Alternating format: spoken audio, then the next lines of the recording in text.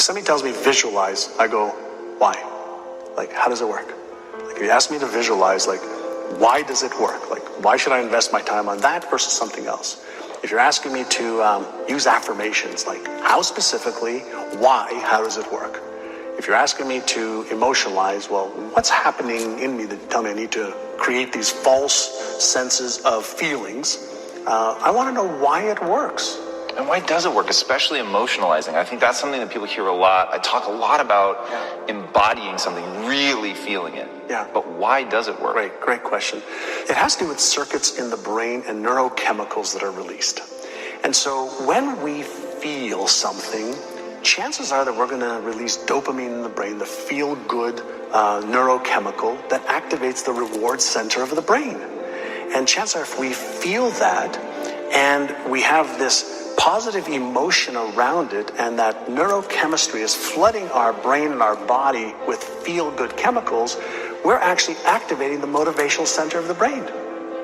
And so when we visualize, when we set a goal, when we take an action step, when we emotionalize, when we read our goals, the initial flood of neurochemicals, dopamine, serotonin, feel-good chemicals, and then if we share it with a friend, oxytocin, those three neurochemicals, those are the neurochemicals of goal achievement. But then there's the other side of it, the other circuits of fear, of stress, where norepinephrine, cortisol, or epinephrine, the stress hormones can be released as well. And so I'm fascinated, and I want to teach people the stuff that we've learned about beliefs, self-esteem, self-worth, fears, and the stuff that really holds people back. Because all the how to get healthy and stay healthy, we know. How do I build a business and sustain it? We know. How do I get into a relationship and make it successful? We know. We know most of the how-to for anything that anybody wants to do in this time frame that we live in. So the how-to is the easiest part of the equation. So the harder part of the equation is, why am I not doing the things that I know I should be doing? And why am I not doing the things that I could find out easily how to do? Let's talk about that. So in your real estate company, you said, I'm giving everyone the same training, they're reading all of the same books, and yet they're not getting the same results. And it wasn't like, oh, well, the smart people are doing better than the dumb people. You said sometimes it was people that you were like, God, in real life, this guy's not that bright, but he's crushing. So what ended up being the difference between the people who didn't do anything with the information and those that did? So this is going back sometimes, I think in 1992, we were stuck. But I knew there was more possibility. There was room for growth.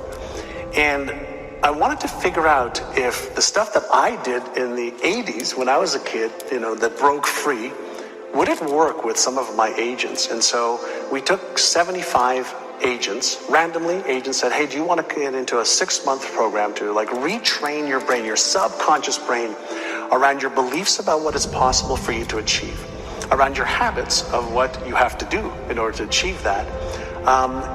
And we focused on retraining their subconscious mind. And so for 6 months, they had to go through a process of listening to certain audio tapes, reading certain materials every day, and following the process of training their brain, specifically their subconscious brain, which controls 95 to 98% of all of our thoughts, emotions, and behaviors today. And within 6 months, that group increased sales by $100 million. Jesus. $100 million. And I said, holy shit, right? This is working. And so we started to teach. Some of what we teach now in NeuroGym, actually now we have the technologies, we have the systems that are far better than what we did back in the 90s. And we went from 1.2 billion to 4.5 billion a year. And it wasn't because we taught them any more skills to be real estate agents. We taught them how to change the way they thought about themselves. We taught them how to change their habits. Our agents who made $750,000 or more were in front of a client 75% of the time. And when we asked all the agents that weren't in front of more clients, why are you doing that? Why aren't you in front of people that are going to help you earn more income? Oh, well, we were busy doing this and doing this and doing this, and they had stories and excuses and reasons why. And so part of the work that I love to do now is really help people understand, what is your story?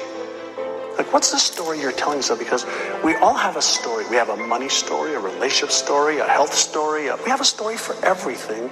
And then that story keeps recreating our lives over and over and over again. And we have beliefs that support the story. We have habits that support the story. We have people that support the story. We have systems that support our story. And so my question that I always ask people, who would you be with a different story?